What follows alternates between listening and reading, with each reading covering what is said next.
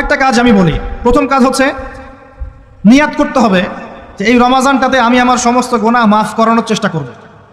কারণ নবী সাল্লাল্লাহু আলাইহি ওয়াসাল্লাম বলেছেন, সেই ব্যক্তির জন্য ধ্বংস যে ব্যক্তি রমজান মাসকে পেয়েছে কিন্তু তার গুনাহ মাফ করাতে পারে না। কে জানে এটা আমাদের শেষ রমাদান হতে পারে? আল্লাহ না করুক। আমরা দোয়া করি আল্লাহ পাক আমাদেরকে বেশি বেশি রমাদান দান করুক, বেশি বেশি লাইলাতুল কদর দান করুক। প্রথম শুরু হচ্ছে আপনি মাসের বাজার আগে করে ফেলবেন। আমি তো প্র্যাকটিক্যাল কথা বলবো আর কি। আপনি রমাদান মাসের বাজার এই শাবান মাসে করে ফেলার চেষ্টা করেন, পারলে ঈদের শপিংটাও করে ফেলার চেষ্টা করেন। রমজান মাসে বেশি বাইরে যাবেন এবং টাকা পয়সা নিয়ে গিয়ে স্ত্রী সন্তানের হাতে দিয়ে দিবেন না, যাও বাইরে গিয়ে মার্কেটিং করে আস। এই ভুলটা করতে যাও, নিজে পরিবেশ নষ্ট করবে, রোজার যে আধ্যাত্মিকতা নষ্ট হবে, আরও হাজারটা যুবকের চোখের জানা করা প্রয়োজন নাই। আপনি পরিবারের কর্তা, লিস্ট করে ফেলেন, আপনাকে আল্লাহ পাক যতটুকু সামর্থ্য দিয়েছেন মূল জিনিসগুলো কিনে রেখে দেন, আর বাকি টুকটাক বাজার আপনি করবেন। আর যখন বাজারে যাবেন একটা দোয়া পড়বেন, আপনি 10 লক্ষ নেকি পাবেন ইনশাআল্লাহ। কত লক্ষ? 10 লক্ষ। দোয়াটা শিখাচ্ছি। দোয়াটা হচ্ছে লা ইলাহা ইল্লাল্লাহ ওয়াহদাহু লা শারীকা লাহু লাহুল মুলক ওয়া লাহুল হামদ ইউহয়ী ওয়া ইউমীত ওয়া হুয়া হাইয়ুন লা ইয়ামুত বিয়াদিহিল খায়রু কুল্লুহু ওয়া হুয়া আলা কুল্লি শাইইন কাদির। একবার পড়লে 10 লক্ষ নেকি পাবেন বাজারে গিয়ে। কেন পাবেন? কারণ বাজার সবচেয়ে নিকৃষ্ট জায়গা, যেখানে গেলে মানুষ আল্লাহকে স্মরণ করে না। সেখানে গিয়ে আপনি আল্লাহকে স্মরণ করেছেন, এই জন্য আল্লাহ পাক নেকি দিবেন ইনশাআল্লাহ। আসেন, এটা করার পর ঈদের যে শপিংটার কথা বলছি, এটা এই কারণে বলছি, লাস্টের দশকে আমরা ঈদের শপিংয়ে বেশি ব্যস্ত থাকি, এতে করে লাইলাতুল কদরটা আমরা হারিয়ে ফেলি। লাস্টের দশক আমরা হয় ইতিকাফ করবো, না হলে বাসায় নামাজ পড়বো, পরিবারবর্গকে নিয়ে রাত জাগবো। পারা যাবে ইনশাআল্লাহ? তারাবির নামাজ তো পড়বোই ইনশাআল্লাহ জামাতে। এবং আপনি 20 পড়েন আর 8 পড়েন, আপনি নামাজের কোয়ালিটিটাকে ভালো করার চেষ্টা করেন, নামাজের কোয়ালিটিটাকে বেস্ট করেন। ধীরে ধীরে তেলাওয়াত করেন, ধীরে ধীরে রুকু সিজদা করেন, নামাজটাকে এনজয় করেন, সময় নিয়ে, টাইম নিয়ে, 2 ঘন্টা সময় লাগুক, 3 ঘন্টা সময় লাগুক, এনজয় করে নামাজ পড়েন। আল্লাহ পাক তৌফিক দান করুন। এরপর শেষ রাতে আবার ওঠেন, পরিবারবর্গকে নিয়ে নামাজে দাঁড়ান, একসাথে জামাত করে নামাজ পড়েন, পরিবারে নফল নামাজ পড়েন, বাসায় বরকত হবে ইনশাআল্লাহ। রাত জাগেন, বেশি বেশি দোয়া করেন, একটু তেলাওয়াত করেন, একটু জিকির করেন, তাসবিহ তাহলিল করেন, রাতটা কাটিয়ে দেন। শেষের দশকে মার্কেটে ঈদের শপিং করতে যায় না। ঈদের খুশি আছে, ঈদের আনন্দ আছে, ঈদে ভালো পোশাক পরবো, সব ঠিক আছে। এই খুশি কাদের জন্যে? قد أفلح من تزكى وذكر اسم ربه فصلى। কার জন্য ঈদের খুশি? যে ব্যক্তি রমজান মাসে আত্মশুদ্ধি অর্জন করতে পেরেছে, রোজা রেখেছে, যাকাত দিয়েছে, নামাজ পড়েছে, লাইলাতুল কদরে রাত জেগেছে, তারাবি পড়েছে, ইত্যাদি ইত্যাদি। এই ব্যক্তি আত্মশুদ্ধি অর্জন করেছে, এই ব্যক্তির জন্য ঈদের খুশি। যে রমজান মাসে সিনেমা দেখেছে, সিনেমা শুটিং করেছে, পর্নোগ্রাফি দেখেছে, সুদ খেয়েছে, শিরক করেছে, বেদাত করেছে, হারাম খেয়েছে, এর জন্য ঈদের খুশি। মানুষকে ঠকিয়েছে, ব্যবসায় মাল কম দিয়েছে, পণ্য মজুত করেছে, ইচ্ছা করে দ্রব্যের দাম বাড়িয়েছে, সরকারকে বিব্রত করেছে, জনগণকে দুর্ভিক্ষের দিকে ঠেলে দিয়েছে, এদের জন্য ঈদের খুশি? কখনো না। ঈদের খুশি তাদের জন্য যারা আত্মশুদ্ধি অর্জন করতে পেরেছে। আল্লাহ পাক বোঝার তৌফিক দান করুন, আমিন। এটা প্রথম টিপস দিলাম আপনাকে। এবার আসেন, আপনি রমাদানে প্ল্যান করবেন যে আপনার জীবনে বড় বড় পাপগুলো কি কি হয়েছে। এই পাপগুলো যদি মানুষের সাথে জড়িত হয়ে থাকে, আপনি মানুষের সাথে গিয়ে গিয়ে ক্ষমা নিয়ে নেবেন। কারো টাকা নিয়েছেন, দেন নাই, দিয়ে দিবেন। কারো সম্পত্তি পায়, দেন নাই, দিয়ে দিবেন। কারো হকটা নষ্ট করেছেন, গালি দিয়েছেন, গীবত করেছেন বা তহমত দিয়েছেন, অপমান করে ইত্যাদি, ক্ষমা চেয়ে নেবেন। রমাদান মাসে মানুষের হকটা দিয়ে দেন। আল্লাহর কাছে জড়িত যে পাপগুলো আছে, এটার জন্য ইস্তেগফার যথেষ্ট। খালি যদি বলেন আস্তাগফিরুল্লাহাল্লাযী লা ইলাহা ইল্লা হুয়াল হাইয়ুল কাইয়্যুম ওয়া আতুবু ইলাইহি, 1 সেকেন্ডের মধ্যে আল্লাহ পাক আপনার সমস্ত পাপকে নেকি দিয়ে পরিবর্তন করে দিবেন ইনশাআল্লাহ। এবার প্র্যাকটিক্যালি যাবেন, সেহরি করবেন। সাহরির মধ্যে বারাকা আছে, সাহরি না করে রোজা রাখাটা উচিত না। সাহরির মধ্যে বারাকা আছে, একটা খেজুর হোক, 1 গ্লাস পানি হোক, আপনি সাহরি করবেন, এর মধ্যে বারাকা আছে। এবং সাহরির সময় এমনভাবে খাবেন না যে এটা আপনার জীবনের শেষ খাওয়া। কথা বুঝতে পারছেন? এত বেশি আইটেম করতে যায় না, এত বেশি ভোগবিলাসী হয়ে গেলে রোজার আধ্যাত্মিকতা থাকবে না। সেহরিতে অল্প খান, যদি খেতে হয় পেটের 3 ভাগের 1 ভাগ খান, 1 ভাগ ফাঁকা রাখেন, 1 ভাগ আপনি পানি দিয়ে পূর্ণ করেন। এখনকার কিছু তথাকথিত আশিকা রসুলের মতো হতে যায় না, যাদের ভুঁড়ির জ্বালায় চেয়ারে বসতে পারে না, এই কাজ করতে যায় না। এটা মুসলিমদের শোভা পায় না। আমরা পরিশ্রমী জাতি, কর্মঠ জাতি, আমাদের এইসব শোভা পায় না। এটাও শেষ জামানা হাদিসে আছে। কি নাই আসলে, শেষ জামানে এক শ্রেণী মানুষ বের হবে যারা হবে সাকিল, একদম ভুঁড়িওয়ালা, ঠেস দিয়ে বসে থাকবে আরাম করে, এবং বলবে যে কোরআনে যা আছে আমি তাই মানি, হাদিসটা আমি মানি না, ইত্যাদি। আসেন, সাহরির পরে রোজা রেখেছেন, 5 ওয়াক্ত নামাজ জামাতে পড়ার চেষ্টা করে। খুব সিম্পল জিনিস, খুব বেশি কিছু দরকার নেই আমাদের। 5 ওয়াক্ত নামাজ আপনি জামাতে পড়ার চেষ্টা করেন। বাসা থেকে ওযু করে বের হবেন, প্রত্যেক পদক্ষেপ হাঁটবেন, আপনার একটা স্টেপে একটা করে গুনাহ মাফ হবে, একটা নেকি লেখা হবে, মর্যাদা বাড়িয়ে দেওয়া হবে। একে 10 দিয়ে গুণ করা হবে, রমজান মাসে আরো 70 দিয়ে গুণ করা হবে ইনশাআল্লাহ। ফজরের নামাজটা জামাতে পড়লেন, নামাজটা জামাতে পড়ার পর আপনি বসে থাকবেন, কিছু সময় জিকির আজগার তাসবিহ তাহলিল করবেন, পারলে 1 পারা করে কোরআন তেলাওয়াত করবেন। রমাদান মাসে প্রত্যেক দিন 1 পারা করে কোরআন তেলাওয়াত করার চেষ্টা করবেন। 30 দিন 30 পারা, রমাদানে অ্যাটলিস্ট একটা খতম পারা যাবে, অ্যাটলিস্ট একটা খতম চেষ্টা করা যায় না ইনশাআল্লাহ। ফজরের নামাজ হয়ে গেছে, আপনি কোরআন তেলাওয়াত করেন, 1 পারা পড়তে সময় লাগবে আধা ঘন্টা, 40 মিনিট, কারো 1 ঘন্টা। এরপর সূর্য উঠে যাবে, উঠে গেলে পরে আপনি 2 রাকাত ইশরাকের নামাজ পড়বেন, নামাজটা পড়ে বাসায় যাবেন। আল্লাহর নবী বলছেন সাল্লাল্লাহু আলাইহি ওয়াসাল্লাম, আপনার আমল নামায় একটা কবুল হজ, একটা কবুল ওমরার নেকি লেখা হবে ইনশাআল্লাহ। এবার রেস্ট করেন, বাসায় গিয়ে রেস্ট করেন। যখন ঘুমাবেন তখন ঘুমের সুন্নাহগুলো আদায় করেন। সূরা ফালাক নাস ইখলাস পড়েন, ফু দেন, দিয়ে গা মাসাহ করেন, আয়াতুল কুরসি পড়ে ঘুমান, ঘুমের দোয়া পড়ে ঘুমান, ঘুমটাও নেকি হবে ইনশাআল্লাহ। এরপর হয়তো আপনি কাজে যাবেন, চাকরিতে যাবেন, বা ব্যবসায় যাবেন, বা আপনি শিক্ষাক্ষেত্রে যাবেন, ইত্যাদি ইত্যাদি। যে ক্ষেত্রেই যান না কেন আপনি মনে রাখবেন আপনি রোজাদার। যে ক্ষেত্রেই যান আপনি মনে রাখবেন আপনি রোজাদার। আমি কারোর সাথে এখন ঝগড়া করতে পারবো না, কারোর সাথে এখন মারামারি করতে পারবো না, আমি কারো গীবত করতে পারবো না, আমি মিথ্যা বলতে পারবো না, আমি মাপে কম দিতে পারবো না, আমি জনগণকে ঠকাতে পারবো না, আমি রোজাদার। এটা মনে রাখবেন। এটা মনে রাখলে পরে দেখবেন ইনশাআল্লাহ তাআলা আপনি আল্লাহকে পাচ্ছেন, আল্লাহর মারিফত পাচ্ছেন। খাচ্ছি না আল্লাহর ভয় না, পানি পান করছি না, স্ত্রী সহবাস করছি না, কার ভয়ে? আল্লাহর ভয় না। এত কঠিন কাজ করার পরেও রোজার নেকি পাওয়া যাবে না যদি রোজা রাখা অবস্থায় আমি মিথ্যা বলি, মাপে কম দেই, গীবত করি, সুদ খাই, জেনা করি, ইত্যাদি। নবী সাল্লাল্লাহু আলাইহি ওয়াসাল্লাম বলেছেন সেই ব্যক্তির পানাহার ছেড়ে দেয় আল্লাহর কিচ্ছু যায় আসে না যে ব্যক্তি রোজা রেখে অশ্লীল কাজ করেছে। মা বোনদেরকেও বলবো, রোজা রেখে যদি বেপরদায় চলেন রোজার কোনো দাম নাই। রোজা রেখেও যদি এমন কাপড় পরে চলেন যেই কাপড় পরা না পরে একই কথা, ঢাকা শহরের ফ্যামিনিস্ট মেয়েদের মতো জিন্স আর গেঞ্জি পরে ঘোরেন, রোজা রাখা না রাখা পরে একই কথা। এটা রোজা হয়নি, উপবাস হয়েছে, উপবাস। ইকোনমিক সেকশন আমরা যারা আছি, আমরা যদি রোজা রেখেও সুদ খাই, আমার রোজা রাখা না রাখা আল্লাহর কিচ্ছু যায় আসে না। আমরা ধর্মীয় ক্ষেত্রে যারা আছি, জানা অনুযায়ী আমল যদি না করি, দিনকে দুনিয়ার স্বার্থে ব্যবহার করি, আমাদের রোজা রাখা না রাখায় কিছু যায় আসে না। আমরা যদি মিথ্যা বলি, অন্যের গীবত করি, অশ্লীল কাজ করি, গার্লফ্রেন্ডের সাথে সময় কাটাই, ওর সাথে কফি খেতে যাই, ডেটিং করতে যাই, এই যে ফেসবুকের মাধ্যমে চ্যাটিংয়ে প্রেম করি, ইউটিউবে অশ্লীল ভিডিও দেখি, পর্নোগ্রাফি দেখি, ইত্যাদি ইত্যাদি, এইসব রোজা রাখা না রাখা আল্লাহর কিচ্ছু যায় আসে। আমি হাত জোর করে বিনতি করছি ভাই, খাওয়া পান করা, স্ত্রী সহবাস ছেড়ে দেওয়ার নাম রোজা নয়, এটার নাম রোজা নয়, এটা একটা অংশ রোজার মাত্র। রোজা রেখে আল্লাহর যাবতীয় হারাম ত্যাগ করলে পরে রোজা হবে ইনশাআল্লাহ। এই কাজগুলো করার চেষ্টা করি, আল্লাহ পাক তৌফিক দান করুন। রোজা রাখা অবস্থায় আপনি বেশি বেশি জিকির করবেন। কি করবেন? সুবহানাল্লাহ পড়বেন, আলহামদুলিল্লাহ পড়বেন, আল্লাহু আকবার পড়বেন, লা ইলাহা ইল্লাল্লাহ পড়বেন, লা হাওলা ওয়ালা কুওয়াতা ইল্লা বিল্লাহ পড়বেন, হাসবি আল্লাহ ওয়া নি'মাল ওয়াকিল, সুবহানাল্লাহি ওয়া বিহামদিহি, সুবহানাল্লাহিল আযীম, সুবহানাল্লাহিল আযীম ওয়া বিহামদিহি, পড়বেন আস্তাগফিরুল্লাহ ওয়া আতুবু ইলাইহি, আস্তাগফিরুল্লাহ ওয়া আতুবু ইলাইহি, পড়বেন লা ইলাহা ইল্লাল্লাহ ওয়াহদাহু লা শারীকা লাহু লাহুল মুলকু ওয়া লাহুল হামদু ওয়া হুয়া আলা কুল্লি শাইইন কাদির। পারা যাবে না ইনশাআল্লাহ? বেশি বেশি পড়বেন। আরেকটা কাজ করবেন, প্রতিটা কাজ নবী সাল্লাল্লাহু আলাইহি ওয়াসাল্লামের সুন্নাহ মাফিক করার চেষ্টা করবেন। সুন্নাহ মাফিক, খাচ্ছেন তার সুন্নাহ মাফিক, টয়লেট করছেন তার সুন্নাহ মাফিক, ঘুমাচ্ছেন তার সুন্নাহ মাফিক। সুন্নাহর বইগুলো আছে না বাজারে, কিনে নেবেন, কিনে নিয়ে দেখবেন প্রতিটা কাজ কিভাবে করলে সুন্নাহ হবে। এই কাজগুলো করতে গিয়ে আপনাকে গভর্নমেন্ট বাধা দিবে, বিশ্বের পরাশক্তিরা বাধা দিবে, আপনাকে কি কেউ পিটাবে এগুলো করলে, জেল খাটাবে? এগুলো আমাদের ব্যক্তি স্বার্থের ব্যাপার, ইচ্ছা করলেই করা যায়। এই ইচ্ছাটা আল্লাহ পাক আমাদের অন্তরে জাগ্রত করুন, আমিন। একটা কাজে কথা বলবো, নর্মালি আমরা ফরজগুলোতে বেশি ফোকাস করি, ফরজ ওয়াজিবে। রমজান মাসের সুন্নত মোস্তাহাবেও ফোকাস করতে হবে। রমাদানে একটা নফল আপনাকে ফরজের নেকি দিয়ে দিবে ইনশাল্লাহ, রমাদান একটা সুন্নাহ আপনাকে ফরজের নেকি দিবে ইনশাল্লাহ। রমজান মাসে শুধু ফরজ নয়, একটু সুন্নাহ সালাতগুলো, নফল সালাতগুলো একটু বেশি বেশি পড়ার চেষ্টা করি, আল্লাহ পাক তৌফিক দান করুন। স্পেশালি একটা কাজ করার চেষ্টা করতে পারি, ওযু যখন ভেঙে যায়, টয়লেট করলেন ওযু ভেঙে গেল, সাথে সাথে হালকা করে ওযু করে ফেলার চেষ্টা করে, সবসময় পবিত্র থাকার চেষ্টা করে। বেলাল আল হাবাশী নাম শুনেছেন? রাদিয়াল্লাহু আনহু। নবী সাল্লাল্লাহু আলাইহি ওয়াসাল্লাম বলছেন, আমি যখনই জান্নাতে গিয়েছি বেলাল তোমার পায়ের শব্দ শুনেছি। সুবহানাল্লাহ। যেই বেলালকে উত্তপ্ত মরুভূমিতে শুয়ে নির্যাতন করা হচ্ছে, সেই বেলাল বলছেন আহাদুন আহাদ, সেই বেলাল রাদিয়াল্লাহু আনহুর নামে শানে সূরা নাজিল হচ্ছে কুল হুয়াল্লাহু আহাদ। ওই বেলাল রাদিয়াল্লাহু আনহুকে নবী সাল্লাল্লাহু আলাইহি ওয়াসাল্লাম বলছেন, যখনই জান্নাতে যাই তোমার পায়ের আওয়াজ শুনি, তুমি কি এমন আমল করো যার কারণে এই মর্যাদা তোমার?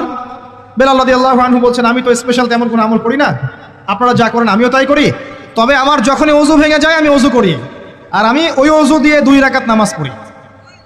এটাকে তাহিয়াতুল ওযুর নামাজ বলে। রমজান মাসে করার চেষ্টা করি, আল্লাহ পাক তৌফিক দান করুন। আমরা অনেকেই মসজিদে যাই, ধাপ করে বসে পড়ি, করি না কাজটা? মসজিদে গিয়েছি, ধাপ করে আগে বসে পড়ি। মসজিদে গিয়ে 2 রাকাত নামাজ পড়ে বসা সুন্নত। মিনিমাম 2 রাকাত নামাজ পড়ে বসলে আপনি তাহিয়াতুল মসজিদের নেকি অর্জন করলেন, মসজিদের হকটা আদায় করলেন। ওই জায়গা আপনার জন্য সেজদার সাক্ষী থাকলো, কিয়ামতের মাঠে আপনার পক্ষে সাক্ষী দিবেন ইনশাআল্লাহ। এই সুন্নাহগুলো আমরা চর্চা করার চেষ্টা করি রমজান মাসে। রমজান মাসে দাড়িটা ছেড়ে দেন, দাড়িটা ছেড়ে দেন। এটা একমাত্র ভিজিবল সুন্নাত, দৃশ্যমান সুন্নাত, যেটা আপনার সাথে কবরে যাবে। যখন কাফন দেয়া হবে তখন দেখা যাবে না আমার সাথে আর কোন কোন সুন্নাহ আছে, এই একটা সুন্নতই দেখা যাবে আমার সাথে কবরে যাচ্ছে। কথা কি বুঝতে পারছেন? আর এটাকে আমরা এখন যত পারি মেয়ে হওয়ার চেষ্টা করছি। নবীজি বলেছিলেন শেষ জামানায় ছেলেরা মেয়েদের পোশাক পরবে আর মেয়েরা ছেলেদের পোশাক পরবে। দেখুন মেয়েরা এখন ফর্মাল পোশাক পরছে, জিন্সের গেঞ্জি পরে ঘুরছে, আর ছেলেরা ক্লিন শেভ। ছেলেরা মেয়েদের মতো গাল বানাচ্ছে। আর কোন সাইনের জন্য অপেক্ষা করছেন? নবীজি বলেছিলেন উঁচু উঁচু বিল্ডিং নির্মাণের প্রতিযোগিতা করা হবে। একবার এয়ারে ঢাকার কাছাকাছি আসবেন, এয়ারে তো সফর করেছেন আপনারা অনেকেই, যখন এয়ার ফ্লাই করে, টেক অফ করে বা ল্যান্ড করে, তখন ঢাকার কাছাকাছি, তখন উপর থেকে আপনি ঢাকাকে দেখবেন। কেন বলেছি this is the city of Akhiruzzaman, কেন বলেছি? নবীজি বলেছেন কিয়ামতে 2টা মেজর সাইন, 2টার মধ্যে একটা হচ্ছে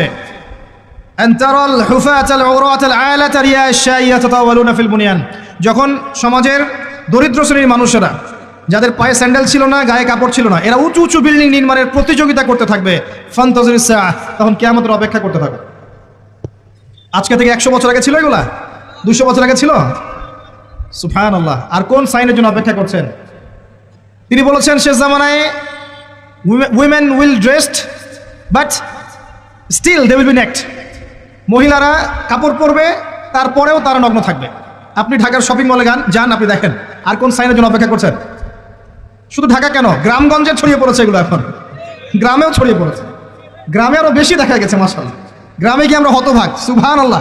গ্রামের মেয়েগুলা, গ্রামের মেয়ে ঢাকা শহরের মেয়েকে পার করে ফেলেছে। বাদ দেন, ওদিকে না যাই, ডিফারেন্ট টপিক। আমরা রমাদান মাসের সুন্নাহগুলো আমল করার চেষ্টা করি। তাহিয়াতুল মসজিদ আমল করার চেষ্টা করেন, তাহিয়াতুল ওযু আমল করার চেষ্টা করেন, বেশি বেশি জিকির করেন। এবার আসেন রমাদানের জাকাত হিসাব করবেন। জাকাত, আপনার জাকাত হিসাব করেন, কত টাকা জাকাত এসেছে। জাকাতের হিসাব জানেন তো? হ্যাঁ, 7.5 ভরি স্বর্ণ, রৌপ্য কত? 52.5 তোলা। আপনার এই চাষাবাদের ওসর আসে, ব্যবসায়িক পণ্য থাকলে, সঞ্চিত সম্পদ থাকলে সব কিছু হিসাব করে মুফতি সাহেব আছেন, কওমি মাদ্রাসার আলেমদের কাছে যাবেন, জাকাতের ক্যালকুলেশন করে নেবেন যে আমার এত টাকা জাকাত এসেছে। এভাবে জাকাতটা রমজান মাসে দিয়ে দেওয়ার চেষ্টা করেন। জাকাত যদি আমরা না দেই, একটা শাস্তি শুনে রাখেন, আল্লাহ পাক এই সম্পদগুলোকে একত্রিত করে গলাবেন, গলিয়ে কপালে, গালে আর এই যে পিঠে লেপটে দিবেন, বলেন নাউজুবিল্লাহ। এবং এটা একটা সাপের আকৃতি ধারণ করবে, সাপ গলায় পেঁচানো থাকবে, কপালে দংশন করতে থাকবে, বলবে আমি তোমার মাল সাত ভোগ কর, আমি তোমার মাল সাত ভোগ কর। কবর এটা হবে, আমরা চোখে না দেখলে ওটা সত্য। নবীজি দেখে এসেছে মেরাজের রাতে এগুলা। এরপরে জাকাতের একটা সুবিধা আছে, এটা আমরা বুঝাতে পারি না। জাকাত ইসলামিক ইকোনমিক্সের বেইস। জাকাত ধনীর সম্পদে গরিবের হক। যে গরিবের কাছে টাকা পয়সা নাই, আপনার টাকা ওর হাতে চলে যাবে, ও খেয়ে পরে বাঁচতে পারবে, এটাই জাকাত। বুঝতে পারছি? জাকাতটা না দেন, ও আস্তে আস্তে আস্তে আস্তে আরো দরিদ্র হতে থাকবে। এর উপর আবার সুদ আছে, আবার পেপার মানিও আছে। জাকাতগুলো দিয়ে দেন, আল্লাহর ওয়াস্তে জাকাত দিয়ে দেন। অনেক মুসলিম আছে আমরা নামাজ পড়ে জাকাত দেই না। অনেক মুসলিম আছে জাকাত দেয় না, নামাজ পড়ে। জাকাত অস্বীকারীদের বিরুদ্ধে আবু বকর সিদ্দিক রাদিয়াল্লাহু আনহু যুদ্ধ করেছিলেন, এজ এ আমির, রাষ্ট্রের পক্ষ থেকে যুদ্ধ করেছিলেন। আল্লাহ পাক আমাদেরকে জাকাত আদায় করার তৌফিক দান করুন। ফসল থাকলে ফসল, এর ওসর আসবে, ওসর এটা দিয়ে দিবেন। সেচের পানিতে হলে এক হিসাব, আর আপনার বৃষ্টির পানিতে হলে এক হিসাব। রমজান মাসে বেশি বেশি দান সাদাকা করবেন, বেশি বেশি মানুষকে দান সাদাকা করেন। পণ্যের দাম কমিয়ে দেন, মানুষকে সাদাকা করেন। প্রত্যেকটা দিন 10 টাকা, 20 টাকা, 100 টাকা সাদাকা করতে চেষ্টা করেন। এক একটা সাদাকা 70 গুণ বেড়ে যাবে ইনশাআল্লাহ। আমি আরেকটা নসিহত করব, রমজান মাসে বেশি থেকে বেশি মানুষকে খাওয়ান, বেশি বেশি খাওয়ান, ইফতার করান। আমি বলি মসজিদগুলোতে প্রত্যেক দিন আসর থেকে মাগরিব পর্যন্ত দিনের কথাবার্তা আলোচনা করেন, তালিম করেন। আপনাদের কাছে বই আছে, মুনতাখা হাদিস আছে, ফয়জুল কালাম বই আছে, রিয়াদুস সালেহিন বই আছে, মেশকাত আছে, আলেম আছেন, ইমাম সাহেব আছেন। একটা বিশেষ বিষয় নিয়ে আলোচনা শুরু করেন, মাগরিব পর্যন্ত আলোচনা চলবে, সবাই মিলে ইফতার করেন। একটা ইসলামিক পরিবেশ গড়ে তোলেন, মানুষকে ইফতার করেন, বেশি বেশি ইফতার করেন। আপনার সামর্থ্য থাকলে, সামাজিক যদি পদমর্যাদা থাকে, সমাজের মানুষকে আপনি ইফতার করান, ইফতার পার্টি করেন, ইফতার অ্যারেঞ্জমেন্ট করেন। পার্টি বলা ঠিক না, আসলে ইফতার মাহফিল বলতে পারি আমরা। ইফতার মাহফিল করেন বেশি বেশি, মানুষকে ইফতার, একজন ব্যক্তিকে ইফতার করালে ওই ব্যক্তির রোজার নেকি আপনি পেয়ে যাবেন ইনশাআল্লাহ। প্রজেক্ট করেন, ইফতারের প্রজেক্ট করেন, মানুষের টাকাগুলো নেন, সংগ্রহ করে গরিবদের মাঝে ইফতার বিলিয়ে দেন। দুটা পদ্ধতি হতে পারে, আমি নিজেও করবো ইনশাআল্লাহ তাআলা। দুটো পদ্ধতি হতে পারে, ডেইলি বেসিসে ইফতার দিতে পারেন, অথবা মাসের বাজার করে দেন। এক মাসে কি কি লাগে, কতটুকু চাল বুট ডাল লাগে লিস্ট করেন, পরে একটা ফ্যামিলিতে একটা প্যাকেট পাঠিয়ে দেন, দেখবেন পুরো ফ্যামিলি ইনশাআল্লাহ তাআলা রমজান মাসটা খেয়ে পরে বাঁচতে পারবে। এগুলো আমরা না করলে কারা করবো? অমুসলিমরা করবে? অমুসলিমরা করে করেই তো সবাইকে খ্রিস্টান বানাচ্ছে। কোথায় আছেন আপনি? সমাজ সেবা করে করে তো মানুষের ঈমান আমল হরণ করে ফেলছে, আর আমরা সমাজ সেবা করতে চাচ্ছি না। জি, আমরা গরিব মানুষের পাশে দাঁড়াচ্ছি না, ওরা গিয়ে দাঁড়াচ্ছে, দেখবেন মানুষ বলছে হ্যাঁ এই ধর্ম তো ভালোই, আমি খ্রিস্টান হয়ে যাই। কত মানুষ যে খ্রিস্টান হয়ে যাচ্ছে আপনি জানেন? পরে বুঝবেন যখন আমরা এই যে হাত বাঁধা, পায়ে পা রফলে ইত্যাদি নিয়ে মারামারি করছি, কে কোন মাযহাব, কে কোন তরিকা, কার কোন ত্রুটি আছে, এগুলো নিয়ে আমরা সোশ্যাল মিডিয়ায় ঘাটাঘাটি করছি। এই সময়গুলোর মধ্যে এগুলো অনেক এগিয়ে গেছে। এরা আরও এসব এই খোরমা জিলাপি নিয়ে মারামারি করতে থাক, দেখবেন আস্তে আস্তে আস্তে আস্তে কোন দিকে চলে যায় পরিস্থিতি। গলার মধ্যে দড়ি দিয়ে ফাঁস লাগানো হয়ে গেছে, খালি টানা বাকি আছে, আর এখন ঝগড়া করে বেড়াচ্ছে কোন আলেমের কোন সমস্যা। লাহুম কুলুবুন লা ইয়াফকাহুনা বিহা, আল্লাহ পাক বলেছেন সূরা আরাফ 179। রমজান মাসে বেশি বেশি ইফতার করান, বেশি বেশি দান সাদাকা করেন। আর একটা কাজ বলে আমি শেষ করছি, রমজান মাসে পরিবারকে সময় দেন। পরিবারকে সময় দেন, পরিবারের হক আছে আমাদের উপরে। স্ত্রীকে সময় দেন, স্বামীকে সময় দেন, একসাথে ইফতার বানান। একটা পরিবেশ, একটা আনন্দ, একটা উৎসবের আমেজ যেন বিরাজ করে।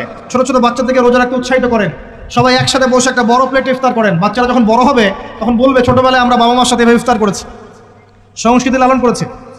পারিবারিক হৃদ্যতায় চলে আসেন, প্রতিবেশীকে ইফতার পাঠান, প্রতিবেশীকে ইফতার হাদিয়া দেন, মসজিদে একসাথে ইফতার করেন।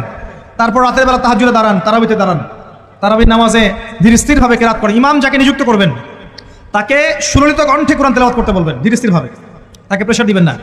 তার দায়িত্ব নিয়ে নেন, ইমাম হাফেজদের পুরো মাসের দায়িত্ব নেন, তার পরিবারের দায়িত্ব নেন। একটা সম্মানজনক হাদিয়ার ব্যবস্থা করে দিবেন, যাতে করে তারা নিশ্চিন্তে থাকে পুরো মাস, তাকে অন্যদিকে ফোকাস করতে না হয়। অন্য অন্য কান্ট্রিতে যখন কোনো সায়েন্টিস্ট থাকে, তার পরিবারের দায়িত্ব পুরো রাষ্ট্র নিয়ে নেয়, সে ঠান্ডা মাথায় গেলে গবেষণা করবে। একই প্রসেস, আপনি আলেম ওলামা ইমাম হাফেজদের দায়িত্ব নিয়ে নেন, তার পরিবারের দায়িত্ব নিয়ে নেন। বা হুজুর আপনি আপনার কাজ করেন, আমরা আপনার পরিবার দেখছি। তাকে আপনি কোরআন তেলাওয়াত করতে দেন, কোরআন হিফজ করবে, মানুষকে কোরআন শেখাবে, তারাবির নামাজ পড়বে, ইমামতি করবে, মানুষকে দার্স দিবে, খুতবা দিবে। আসেন যে মেজর পয়েন্টটা বাকি আছে সেটা বলি। তার আগে এটাও বলি যে ইফতার করার সময় বেশি খাবেন না। যদি আপনি বেশি খান তাহলে আপনি তারাবির নামাজে দাঁড়াতে পারবেন। আর একটা মেজর কথা, এটা লাস্ট পয়েন্ট, সেটা হচ্ছে এই মাসে কি নাজিল হয়েছে ভাই? কোন কারণে এই মাসটা সম্মানিত? এই মাসে আল্লাহর কিতাবকে সময় দিতে হবে, এই কিতাবকে সময় দিতে হবে। আল্লাহ রাব্বুল আলামিন বলেছেন এই কিতাবের মধ্যে সব কিছুর সমাধান আছে। আল্লাহ পাক বলেছেন এই কিতাবে কোনো সন্দেহ নাই। আল্লাহ পাক বলেছেন এই কিতাব আমাদের জন্য সুসংবাদ এবং শেফা, আরোগ্য, রহমা। এখন একটু বসেন, একটু সময় নেন। এই কিতাব প্রথমত আপনাকে তিলাওয়াত করা শিখতে হবে। রমজান মাস আসার আগেই আপনি তিলাওয়াত করা শিখে ফেলেন। যদি না জানেন, রমজান মাসে পুরো এক মাস তাজবিদ শিখবেন স্থানীয় ইমামের কাছে, পারবেন না? এক মাসের মধ্যে কোরআন তেলাওয়াত শেখা সম্ভব, এক মাসে শেখা সম্ভব। বলছিলাম রমাদান মাস এবং লাইলাতুল কদরকে সম্মানিত করা হয়েছে একটা কারণেই, কারণ এই মাসে এই রাতে আল কোরআন নাজিল করা হয়েছে, এটাই কারণ। কোরআন কখন নাজিল হলো? যখন সমাজে সুদ আছে, মদ আছে, জেনা আছে, ব্যভিচার আছে, শিরক আছে, এরকম সমাজে। প্রথম কি নাজিল হলো? পরো। প্রথমে নাজিল হয়নি শিরিক করো না, প্রথমে নাজিল হয়নি যে সুদ খেও না, প্রথম আয়াত এটা ছিল না জেনা করো না, প্রথম আয়াত এটাও ছিল না মূর্তি পূজা করো না। হ্যাঁ, প্রথম আয়াত কি? ইকরা, পড়ুন। আল্লাহ পাক বুঝাতে চাচ্ছেন সমাজের জাহিলিয়াতকে দূর করতে হলে লেখাপড়ার কোনো বিকল্প নাই, এবং সেই পড়াশোনাটা হতে হবে আল্লাহর ওহির আলোকে। যে ওহিটা আল্লাহ পাক নাজিল করেছেন এর বেসিসে আপনাকে পড়াশোনা করতে হবে। এই জ্ঞানটা দিয়ে আপনি সমাজ সংস্কার করতে পারবেন ইনশাআল্লাহ তাআলা। এর সাথে উপকারী জ্ঞানগুলো কি নিব না? অবশ্যই নিব। ওহির জ্ঞানের সাথে, কোরআন সুন্নাহর জ্ঞানের সাথে আমি ইতিহাসের জ্ঞান নিব, আমি পলিটিক্যাল সায়েন্সের জ্ঞান নিব, আমি দর্শনের জ্ঞান নিব, জিও পলিটিক্সের জ্ঞান নিব, প্রয়োজনে আমি সায়েন্সের জ্ঞান নিব, আমি কমার্সের জ্ঞান নিব, আর্টসের জ্ঞান নিব, মেডিকেল সায়েন্স পড়বো, ইঞ্জিনিয়ারিং পড়বো, সবই পড়বো। কিন্তু বেসিকটা কি হবে? কোরআন, সুন্নাহ, ইসলাম। এরপর আপনি ডাক্তার হন, ইঞ্জিনিয়ার হন, পলিটিশিয়ান হন, সামাজিক নেতা হন, প্রশাসনের ক্যাডার হন, আপনার জন্য মোবারকবাদ। আপনি যেখানেই যাবেন সেখানেই বরকত ছড়াবেন ইনশাআল্লাহ। যে পলিটিশিয়ানের ভিতরে তাকওয়া আছে তার দ্বারা দুর্নীতি সম্ভব না। যে প্রশাসনের কর্মকর্তার ভিতরে তাকওয়া আছে সে ঘুষ নিতে পারবে না, দুর্নীতি করতে পারবে না। যে আলেমের ভিতরে তাকওয়া আছে সে দিনকে দুনিয়ার বিনিময়ে বিক্রি করবে না। যে ডক্টরের ভিতরে তাকওয়া আছে সে ডাক্তার হবে, কসাই হবে না। যে ইঞ্জিনিয়ারের ভিতরে তাকওয়া আছে সে দেখবেন সত্যিকারের প্রকৌশলী হবে, সে কিন্তু চোর হবে না। ভিতরটা চেঞ্জ করতে হবে, ভিতরটা, এর নাম তাকওয়া। ভিতরটা চেঞ্জ করবে একটা জিনিস, আল্লাহর ওহী, কোরআন এবং সুন্নাহ, ইসলাম। এটা আপনার ভিতরকে পরিবর্তন করবে। আর আমরা অনেক বড় বড় কথা বলি অনেক সময়, কিন্তু মূল কাজটা হচ্ছে ভিতরটা পরিবর্তন করা। আমাদের সবার সাথে যার যার কলব যাবে, যার যার আমল যাবে। আল্লাহ পাক আমাকে কলার চেপে ধরে বলবেন না যে বাংলাদেশে ইসলামী খেলাফত কায়েম করে আসো নাই কেন, এটা আল্লাহ পাক আমাকে বলবেন না। আল্লাহ পাক বলবেন তোমাকে যে দায়িত্ব দিয়েছিলাম ওই দায়িত্ব ঠিকঠাক মতো পালন করছো কিনা, আল্লাহ পাক এটা বলবেন না। বেসিকে আসেন, নিজের আত্মশুদ্ধি, এটা বেসিক। আলাইকুম আনফুসাকুম, নিজের নফসের খবর নাও, নিজের নফসটাকে পবিত্র করো, নিজের নফসের মধ্যে হিংসা ত্যাগ করো, বিদ্বেষ ত্যাগ করো, অহংকার ত্যাগ করো, রিয়া ত্যাগ করো, দুনিয়ার মোহ ত্যাগ করো। নিজের নফসের মধ্যে বেশি বেশি পরকালের ফিকির আনো, জিকির করো বেশি বেশি, কোরআন বেশি বেশি তেলাওয়াত করো, হালাল খাও, আদর্শ পরিবার গঠন করো, তাওহীদে থাকো, সুন্নতে থাকো, ইনশাআল্লাহ হাসতে হাসতে জান্নাতে চলে যাবেন। একটা হাদিস আমি পড়েছি ফয়জুল কালাম বইয়ের মধ্যে, গতকালকে মাহফিলও বলেছিলাম, আপনাদেরকে বলছি। মাদ্রাসায় পড়ানো হয় ক্লাসিক্যাল একটা বই, ফয়জুল কালাম, সবাই কিনতে পারেন, হাদিসের বই, চমৎকার কিছু হাদিস আছে। এখানে একটা হাদিস আছে আমাদের জন্য সুসংবাদ। নবী সাল্লাল্লাহু আলাইহি ওয়াসাল্লাম বলছেন, হে সাহাবীরা, তোমরা এমন একটা যুগের মধ্যে বাস করছো যেই যুগে কেউ যদি ইসলামের 10% ছেড়ে দেয় সে ধ্বংস হয়ে যাবে। সাহাবীদেরকে বলছেন তোমরা এমন একটা যুগে বাস করছো, এই যুগে ইসলামের 1/10 কেউ ছেড়ে দিলে সে ধ্বংস হয়ে যাবে। কিন্তু তোমাদের পরে এমন একটা যুগ আসবে যেই যুগে মানুষ যদি 1/10 ধরে রাখতে পারে, 10% ধরে রাখতে পারে, তাহলেই নাজাত পেয়ে যাবে ইনশাআল্লাহ। আমরা সেই যুগে আছি না? আমাদের চতুর্দিকে ফিতনা নয় কি? আপনার ঘরে ফিতনা, সমাজে ফিতনা, ইকোনমিক্সে ফিতনা, রাষ্ট্রে ফিতনা, বিশ্বে ফিতনা, ধর্মে ফিতনা, সবখানেই ফিতনা, ফাসাদ। আমরা সেই যুগের মধ্যে বাস করছি। আসুন, আল্লাহ পাক কোরআন নাজিল করলেন, প্রথমে পড়তে বললেন। তার মানে আল কোরআন এবং সুন্নাহ এগুলোকে পড়া শিখতে হবে। বড় বড় স্বপ্ন দেখার আগে আমাদেরকে বেসিক ঠিক করতে হবে, পড়াশোনা করতে হবে। আল্লাহ পাক আমাদের যুব সমাজকে পড়াশোনা করার তৌফিক দান করুন। রমাদান মাসে এটা নাজিল হয়েছে। আল্লাহ পাক সূরা বাকারায় বলছেন, শাহরু রমাদানাল্লাযী উনজিলা ফীহিল কুরআন। রমাদান সেই মাস যেই মাসে কোরআন নাজিল করা হয়েছে। কি জন্য নাজিল করা হয়েছে? হুদাল লিন-নাস। এই কোরআন হচ্ছে মানব জাতির জন্য হেদায়েত, নট অনলি ফর মুসলিমস। এটা শুধু মুসলিমসদের জন্য হেদায়েত নয়, হুদাল লিন-নাস, পুরো মানব জাতির জন্য হেদায়েত। কোরআনে ইহুদির জন্য হেদায়েত আছে, খ্রিস্টানের জন্য আছে, অমুসলিম হিন্দুদের জন্য আছে, সবার জন্য কোরআন। এটা সাম্প্রদায়িক কোনো কিতাব নয়, এটা টোটালি অসাম্প্রদায়িক একটা বই, আল কোরআন। যে কেউ পড়তে পারে, এটা কারো পৈতৃক সম্পত্তি নয় যে একটা শ্রেণীর মানুষই পড়বে বাকিরা পড়বে না, সবাই পড়বে ইনশাআল্লাহ তাআলা। এটা আল্লাহর কিতাব, আল্লাহর কালাম। হুদাল লিন-নাস ওয়া বায়িনাতিন মিনাল হুদা, এটা হচ্ছে সত্য মিথ্যার মানদণ্ড, বায়িনাত সুস্পষ্ট মানদণ্ড। আর কি ওয়াল ফুরকান, প্রমাণ, হুজ্জাত, দলিল।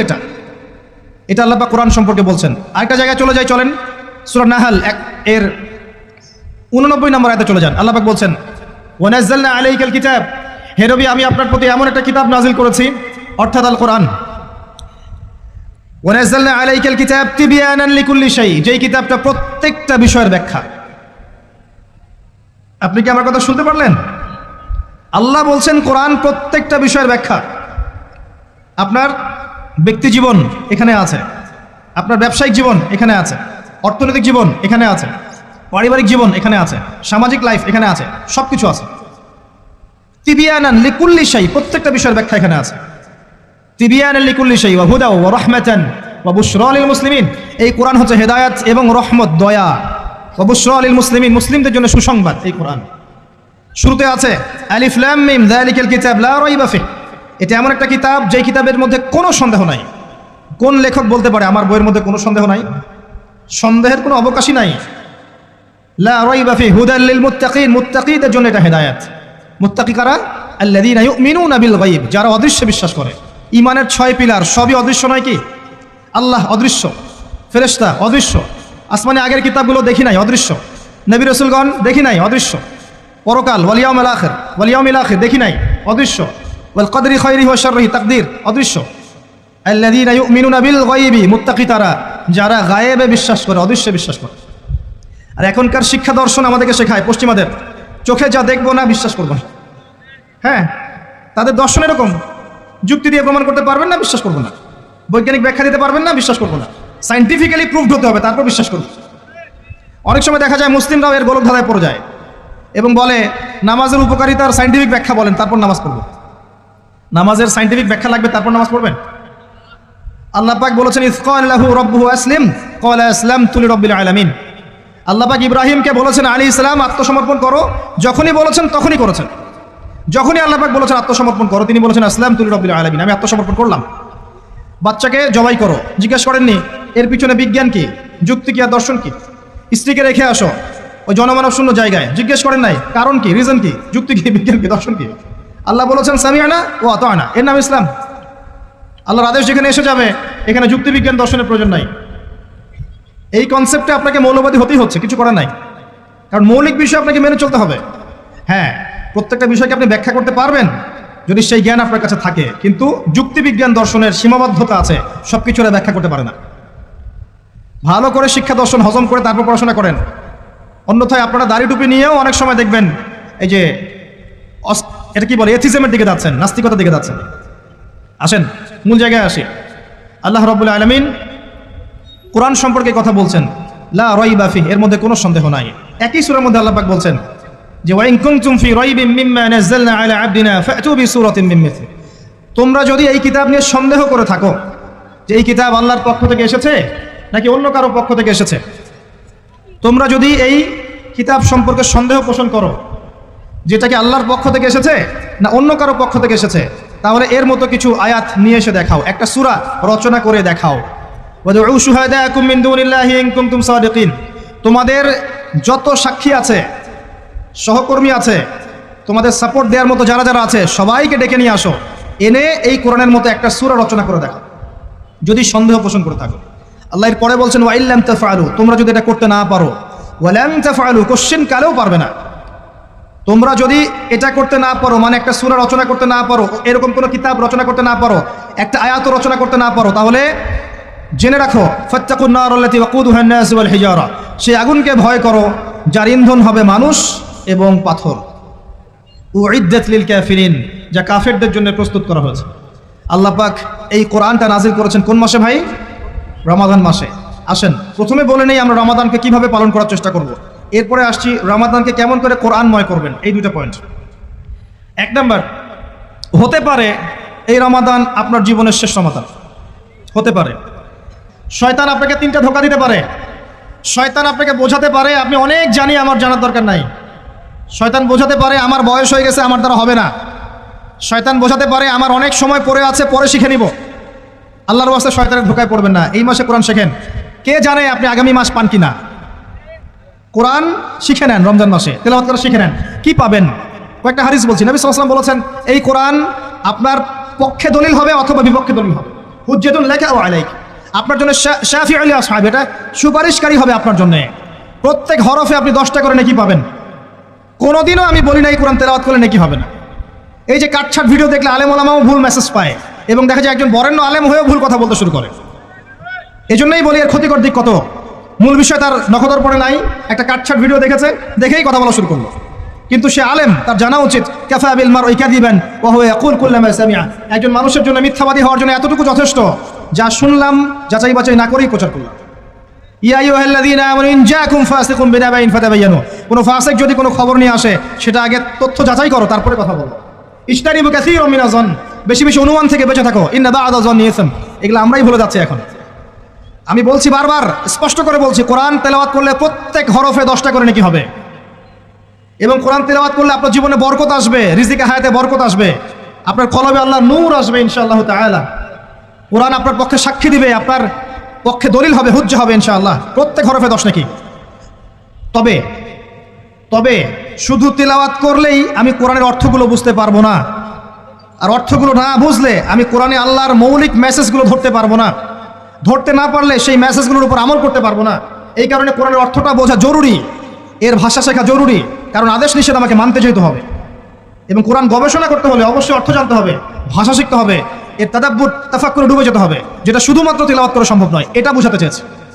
এর চেয়ে পরিষ্কার করা কি বলতে পারি বলেন? সুবহানাল্লাহ। আল্লাহ পাক আমাদেরকে বোধশক্তি দান করুন। আল্লাহর ওয়াস্তে রমজান মাসে ভাই কোরআন তেলাওয়াত বাড়িয়ে দেন। যারা হাফেজ আছেন এই মাসে হিফজ চর্চা করবেন, আমার জন্য দোয়া করেন যেন আমি এই মাসে পুরোটা হিফজ করতে পারি। হিফজ চর্চা না করতে করতে অনেকটা ভুলেই যাচ্ছে। আসলে নবী সাল্লাল্লাহু আলাইহি ওয়াসাল্লাম বলেছেন চর্চা না করলে কোরআন এত দ্রুত কলব থেকে বের হয়ে যায় যে একটা উটকে যদি ছেড়ে দেন সে যত দ্রুত চলে যাবে। আমাদের জন্য, আমার জন্য দোয়া করবেন যাতে কোরআনের হকটা আদায় করতে পারি। আল্লাহ পাক তৌফিক দান করুন, আমিন। এবং যারা হাফেজে কোরআন তাদের উচিত আরবি ভাষা এবং সাহিত্য জেনে তাফসিরগুলো পড়ে কোরআনের আয়াতগুলো কিনে একটু গবেষণা করা, আয়াতগুলো বোঝার চেষ্টা করা, আল্লাহ পাক কী বলেছেন কোরআনের মধ্যে বোঝার চেষ্টা করা, এগুলো জনগণকে বোঝানো। এবং এটা বোঝাতে আপনি উগ্র হবেন না, চরমপন্থী হবেন না, আক্রমণাত্মক হবেন না। আমরা কেউ কারো শত্রু নই, আমরা সবাই সবার বন্ধু, সবাই সবার ভাই। আমরা সবাই সবার ভাই, এক উম্মাহ, ওয়ান উম্মাহ নেশন। তাই আমরা কোরআনের মৌলিক মেসেজগুলো যুগোপযোগীভাবে সবার সামনে তুলে ধরবো, উপস্থাপন করব, মানার জন্য ফোর্স করব না। যাকে আল্লাহ পাক হেদায়েত দিবেন সে মানবে ইনশাআল্লাহ, যাকে আল্লাহ পাক হেদায়েত দিবেন না সে মানবে না, তার হিসাব সে দিবে, আমার কোনো দায় দায়িত্ব নেই। আর সর্বশেষ কথা হচ্ছে, আল কোরআন এর মধ্যে অনেক আদেশ এবং নিষেধ আছে। রমজান মাসে আমরা যদি কোরআন পড়ি আর বুঝি কিন্তু কোরআনের আদেশ আর নিষেধগুলোকে ফলো না করি, না মেনে চলি, তাহলে আদতে কোরআনের হকটা আদায় হচ্ছে না। এবং এই কোরআনের মেসেজ আমাদেরকে মুসলিম অমুসলিম সবার দ্বারে দ্বারে পৌঁছে দিতে হবে ইনশাআল্লাহ তাআলা। যেভাবে কোরআনের দাওয়াতের ফলে, হাদিসের দাওয়াতের ফলে নবী সাল্লাল্লাহু আলাইহি ওয়াসাল্লাম আইয়ামে জাহিলিয়াতের সেই জাহিলিয়াতকে দূর করে আলোকিত সমাজ প্রতিষ্ঠা করেছিলেন, ইনশাআল্লাহ আজও সম্ভব এই কোরআন সুন্নাহর দাওয়াতকে দিয়ে আজকের সমাজে চলমান জাহিলিয়াতগুলোকে দূর করে আলোকিত বাংলাদেশ প্রতিষ্ঠা করা। আল্লাহ পাক আমাদেরকে তৌফিক দান করুন।